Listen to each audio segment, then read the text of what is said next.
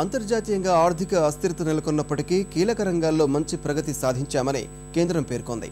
UPA 2 సర్కారు 3వ ఏడాది పూర్తి చేసుకున్న సందర్భంగా ప్రగతి నివేదిక విడుదల చేసిన ప్రధాని కఠిన నిర్ణయాలు తప్పవని స్పష్టం చేశారు. అనంతరం ప్రధాని ఇచ్చిన విందు సమావేశానికి ఎస్పీ, ఆర్జేడీ అధినేతలు ములాయం సింగ్ యాదవ్, లాలూ ప్రసాద్ యాదవ్లు హాజరైతే తృణమూల్ కాంగ్రెస్ అధినేత్రి మమతా బెనర్జీ గైర్హాజరయ్యారు. 2014 ఎన్నికలే లక్ష్యంగా పనిచేయాలని యూపీఏ శ్రేణులకు కాంగ్రెస్ అధినేత్రి సోనియా గాంధీ సూచించారు. పైన పటారం లోన లొటారం వరుస కుంభకోణాలతో ఓవైపు ప్రభుత్వ ప్రతిష్ట రోజురోజుకు దిగజారిపోతుంటే ఇప్పటికీ దిగిరాని ధరలు, అవినీతిపై ప్రజల ఆగ్రహం ప్రజ్వరిల్లుతున్నప్పటికీ అంతా సవ్యంగానే ఉందని నమ్మించే ప్రయత్నం చేస్తోంది యూపీఏ సర్కారు. ప్రతికూల పరిస్థితి ఉన్నప్పటికీ కీలక రంగాల్లో పురోగతి సాధించామని ప్రగతి నివేదికలో చాణక్యం ప్రదర్శించింది. యూపీఏ 2 సర్కారు 3 ఏళ్లు పూర్తి చేసుకుని 4వ పడిలోకి ప్రవేశించిన సందర్భంగా 3వ ఏడాది పాలనపై ప్రధాని మన్మోహన్ సింగ్ ప్రగతి నివేదిక విడుదల చేశారు. ఆర్థిక, వ్యవసాయ, విద్య, ఆరోగ్యం, విద్యుత్ శక్తి, అంతర్గత భద్రత, పేదరికం నిర్మూలన తదితర కీలక రంగాల్లో సాధించిన కార్యాలను ఈ నివేదికలో ఏకరువు పెట్టారు.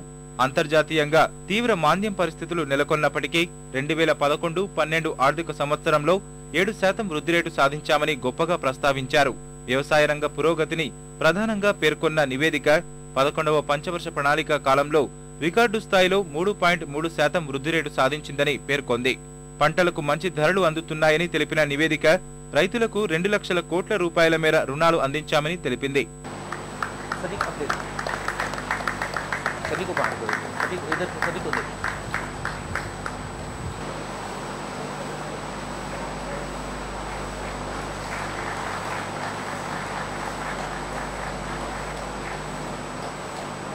విద్యారంగ ప్రగతిని వెల్లడించిన నివేదిక 5 లక్షల తరగతి గదులు, 10.5 కోట్ల విద్యార్థులకు మధ్యాహ్న భోజనం సహా 4752 పాఠశాలలకు ఐటీ తరహా సదుపాయాలు కల్పించామని తెలిపింది.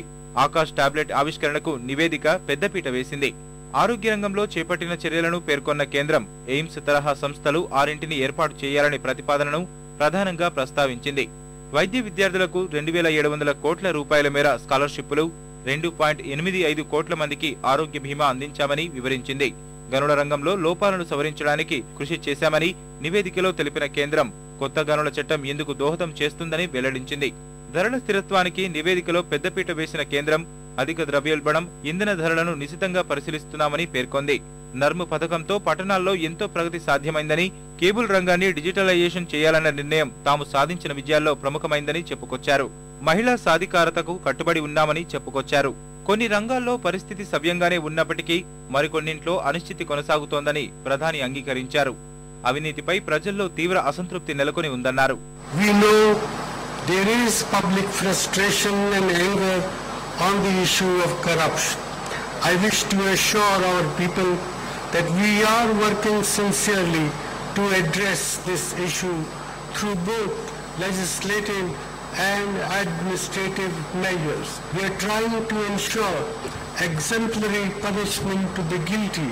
విపక్షాలపై విమర్శలు గుప్పించిన యూపీఏ అధినేత్రి సోనియా గాంధీ 2014 ఎన్నికలకు సంకీర్ణ సర్కారును సమాయత్తం చేయడంపై దృష్టి సారించారు. हमें मालूम है कि अपने देशवासियों से नया जनादेश लेने में अब सिर्फ 2 साल का समय बाकी है. हम अच्छी तरह जानते हैं कि उसका परिणाम हमारे वादों पर नहीं बल्कि इस पर निर्भर करता है कि हमने कैसे काम किए. ప్రధాని విందుకు తృణమూల్ కాంగ్రెస్ అధినేత్రి మమతా బెనర్జీ, డీఎంకే అధ్యక్షుడు కరుణానిధి గైర్హాజరైనప్పటికీ సమాజ్వాదీ అధినేత ములాయం సింగ్ యాదవ్, ఆర్జేడీ అధ్యక్షుడు లాలూ ప్రసాద్ యాదవ్ హాజరు కావడం కాంగ్రెస్ కు ఊరటనిచ్చింది.